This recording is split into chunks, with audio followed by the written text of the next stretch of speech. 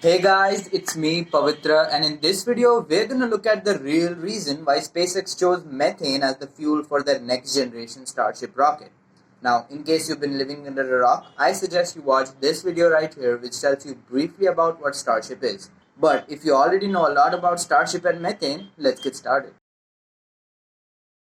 You might have heard people say that SpaceX chose methane because it is the Goldilocks fuel. The truth is, it's not. Goldilocks is when you choose something that is not too much but not too little either. When it comes to choosing rocket fuels, you don't want a rocket fuel that's not too good but not too bad. You want the best rocket fuel. So in this video, we're gonna see what really makes methane the best fuel for SpaceX's purposes. To do this, let's first draw up a table and compare the three fuel candidates that SpaceX had when choosing their fuel: liquid hydrogen, RP1, and methane. First, let's go ahead and compare the densities of the fuel. Density is the mass of substance that you can pack into a fixed amount of space. If a fuel has high density, you can fit more of the fuel into the rocket, which is a good thing. So high density is a desirable characteristic. The density of liquid hydrogen is 70 kilograms per meter cube, which is the lowest.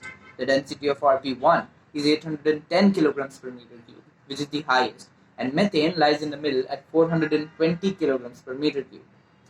Next, let's compare their specific energies. Specific energy is the amount of energy per kilogram of fuel. A higher specific energy means that we have more energy to accelerate the same mass of fuel, so the exhaust velocity will be higher and so will be the mass efficiency. The specific energy for hydrogen is 120 megajoules per kilogram, one of the highest.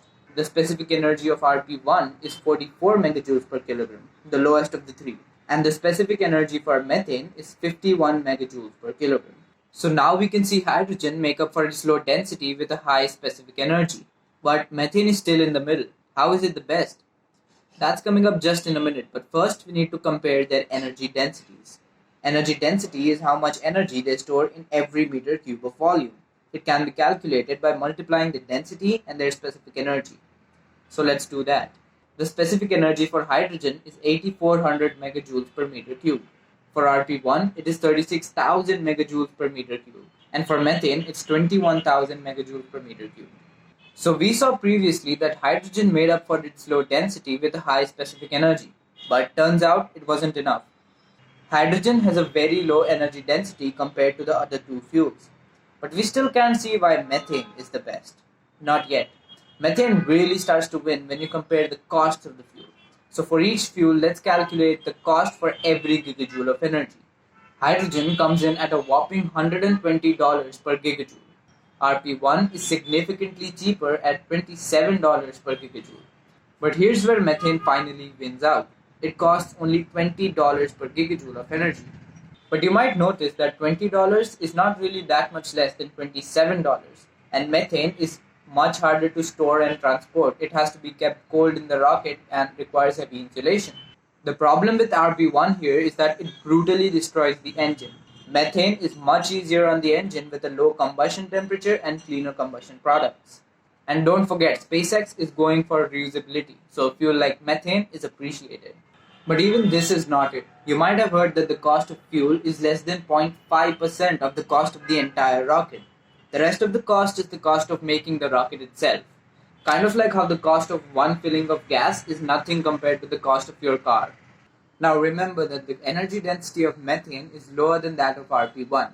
That 40% less energy density means that the rocket itself will have to be 40% bigger to contain that fuel. In fact, it would have to be even bigger than that. When we added more fuel, we added more mass as well, which means we need even more fuel, which increases the mass again, and we need even more fuel, and this goes on and on. This is the tyranny of the rocket equation. This way, we will end up with a rocket that is around 70% bigger and hence 70% more expensive. So according to our calculations right now, a methane starship will be 70% more expensive compared to an RP1 starship. But we haven't yet factored in the most important point. The reason why Starship is so appealing: reusability. Our calculations are in the case that Starship is completely expended, but as we know, it's not.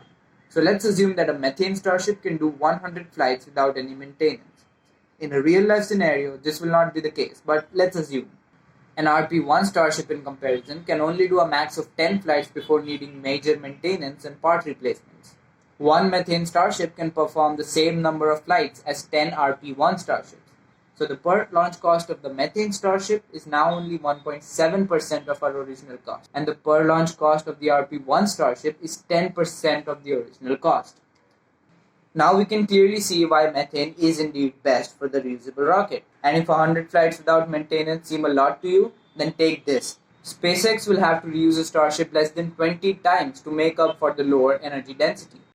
As if all of this isn't enough, SpaceX is going for Mars, a place where methane can be produced in situ using the Sabatier's process. The atmosphere of Mars is mainly CO2, and combined with hydrogen, this will give you methane. The hydrogen can be collected by electrolyzing water, which we know for a fact is abundant on Mars.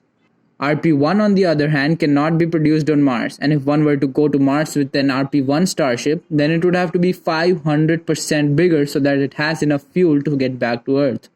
So there you have it, the real reason why SpaceX chose methane for their next generation Starship launch vehicle. If you liked the video, then don't forget to leave a like and subscribe if you want to be notified on my future videos. And if you think it's worth it, then do share this video with as many people as possible. See you later.